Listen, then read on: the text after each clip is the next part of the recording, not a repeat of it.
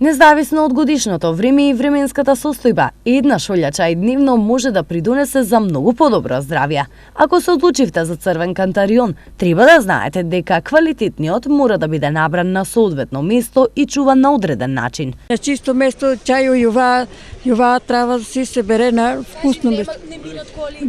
Да, не коли, нема гадежи, нема други, многу. А 2 дена треба да стои така наред, кога да го разретиш, да не ако го туриш на густото, он ќе се буѓа. Црвениот кантарион кај народот уште е познат како црвена трива и е еден од најчесто конзумираните чаеви на овие простори. Многу убава кантарион чајов, за се лекува. Колку често го конзумирате? Па у неделя днешка. Стално, редовно пијам од кантарион чај. И како го подготвувате? Па за време е водата попариме. Најзначајните активни материи што се изолираат се етеричното масло, мешаните танини, хиперицинот и флавоноидите. Поодовде и многу здравствени придобивки.